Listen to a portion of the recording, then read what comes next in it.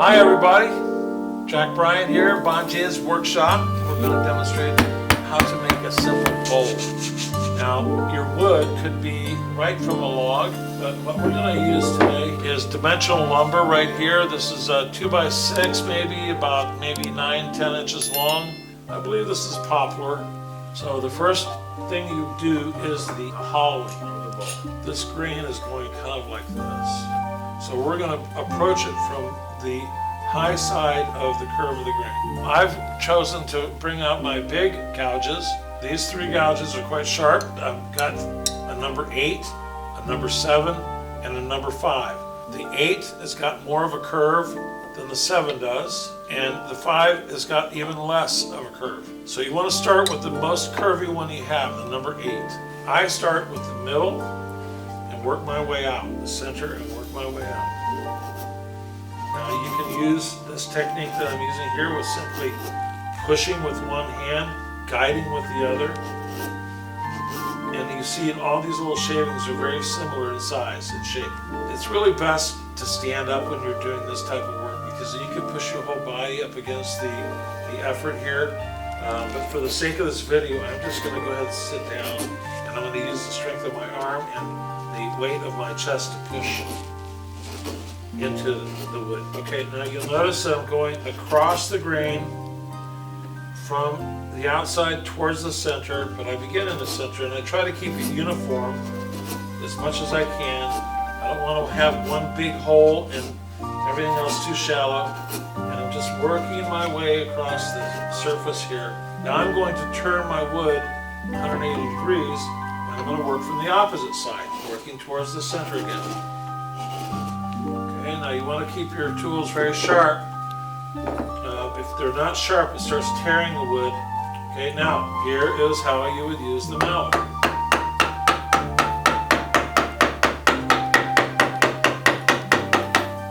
I have not ever met a student that does not want to see a pencil line on where they're headed.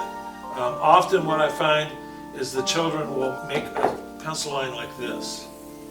And there's all this wasted space on the outside of it. Well, we don't want that. We want to use all the wood that we can. And I want to come about a centimeter from the edge with my pencil line. Okay, so when they're working with this, you don't want them to go too close to the edge going this direction, because then it's very easy to cut through and then you're going to start causing yourself some trouble. So at this point you want to go ahead and start with your pencil line, and you slowly keep your gouge right there on that line, still going across the grain. We're getting to the end, you still go across the grain carefully at the end because you don't want to split the wood. And really, what we're doing here is we're sculpting this bowl. We're not using carpentry techniques, we're using sculpting techniques here.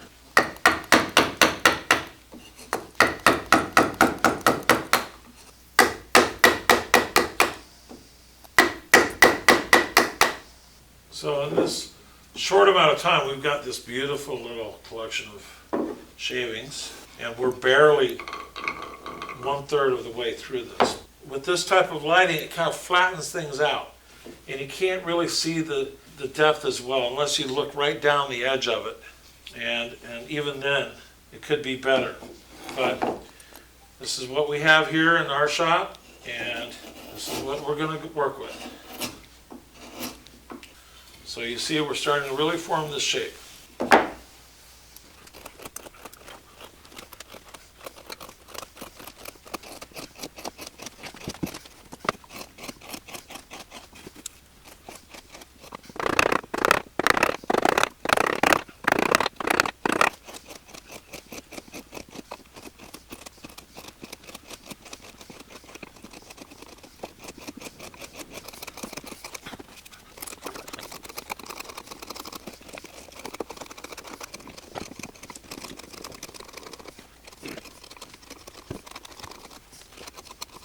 So it's getting pretty hollow. It's not, I'd say that we're about that far from the bottom at this point. There's one way to check it. You can just get a piece of scrap wood here. You hold your pencil really flat Just simply mark it slowly across like this. Now if you put that next to the side of the wood, you can see that we're about that, like I said, about that far from the bottom. So at this point I'm going to go ahead and show you the next technique after you've used the number 8 gouge. Now you're going to get the number 7. And the idea is you're going to continue doing the same process, but now you're going to try to go in between each one of the gouge marks that your number 8 made. And basically what you're doing here is you're smoothing it out. The flatter the gouge, the smoother you're going to be able to get it. So if you see this large ridge right here, you can use that number 7 to flatten that ridge out. So the idea is you want to smooth this as best as you can, and then you can come back after it's pretty smooth with the number 5. You can see the shavings are much thinner than the original shavings we were doing. And you're going to keep doing this to try to smooth it out. The smoother you can get it, the less sanding you're going to have to do. I'm not really going for depth right now. I want to try to get all of those little blemishes out. So we used 3 different levels of gouges so far. And then the next step would be to use a furniture scraper. If this is properly sharpened, what happens is that this edge is flat, but there's a little bit of a metal burr that comes out on either side of it. And that little metal burr is what you want, because that's what's going to help you smooth it. So if you see how I'm starting right now, and I'm dragging this across, and then you see what we've already got going here, is this is what's been scraped off. Okay, getting smoother and smoother as we go.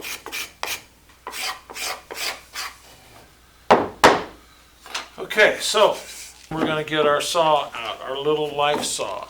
And what I'm going to do is I'm going to cut the corner off by starting with a straight cut up and down like this, straight up and down. About a centimeter away from the edge. And now I'm going to go ahead and tip my saw just a little bit so I get an angle there. A little bit of an angle, not too much.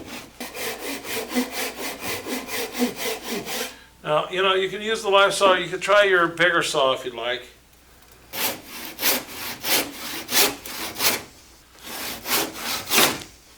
There we go. You see we've got a bit of an angle here. And we're going to do that to each one of the corners.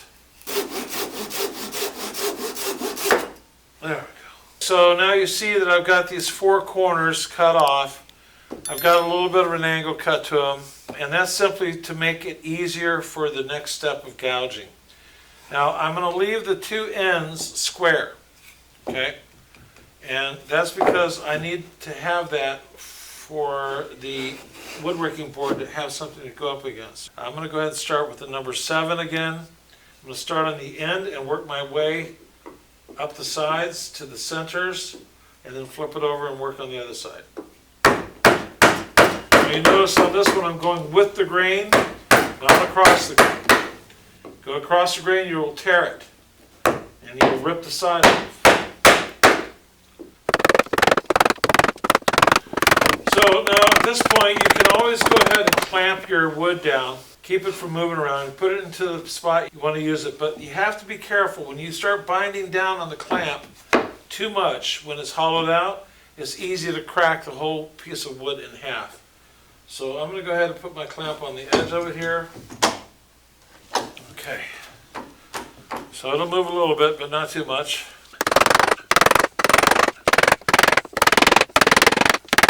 Now I'm going to turn it around and get the other side. Right on the edge. I want to avoid going in the center because that's where it's hollow, and that's where if you go too tight, you're going to end up cracking the whole bowl right in half. For all this work, that's a tragedy.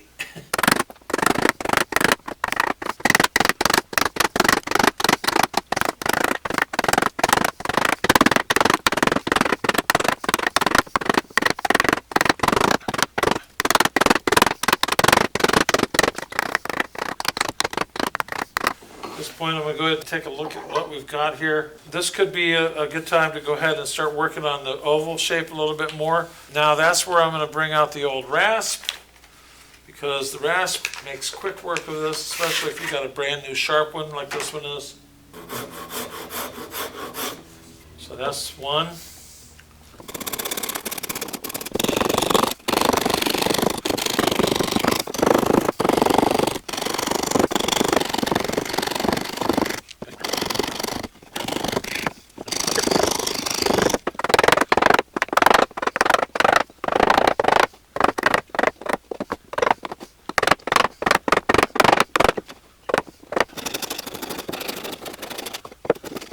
Okay, so here we are, still rasping. It's taken several hours to get it to this point. Now, I've been using the rough side most of the time, but now I've been flipping it over and trying to get the big scratches out with the finer side of the rasp. But even still, you see that there's still a couple little marks here where the gouge was. I'm telling you, those are really troublesome little boogers. And the way you get those out is not directly on top of the hole itself, but on each side of the hole. You want to work on either side of it, and eventually it starts going away itself. I can't tell you how long I've been working on this particular one, trying to get it out. And it may be that I'll just rely on the sandpaper at the very end here. And try to get those last 3 or 4 marks out. So I'm going to go ahead and get the sandpaper out and see if I can maybe rub those out with the sandpaper.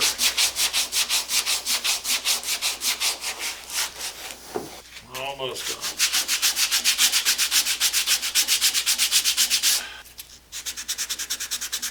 It's the tiny little blemishes I'm very picky about. Getting all those little gouge marks out, not easy. It takes a lot of patience. There, that one's gone. And now I'll just do a little sanding here. Okay. So I have this one little spot right there. My last little spot I need to get. So I'm going to pretty much got it there. Now I'm going to sand it. I kind of brushed through this, I have to say, because we're doing this video. I personally could do a much better job, get it perfectly symmetrical. Right now I can look at it and I see all kinds of little flaws that I don't like. You know, after I've worked out on the outside for, you know, an hour or a half an hour, I get really bored and I want to go and work on the inside of the bowl. And I've done quite a bit of that back and forth. We don't want an edge here. We want to get that edge off and have it slightly rounded. And I think that once we get that oil on it, you'll really be able to see that grain. That grain is, the grain in the wood is so beautiful when it shows up, the oil. I'm only using the rough sandpaper right now, the coarse sandpaper. This is 80 grit. I would definitely recommend you go with the coarse, the medium, and the fine. And you know, this wood is not the most beautiful wood in the world, but it is soft. I chose the soft wood for this video because I didn't want to have to work on it for 10 hours.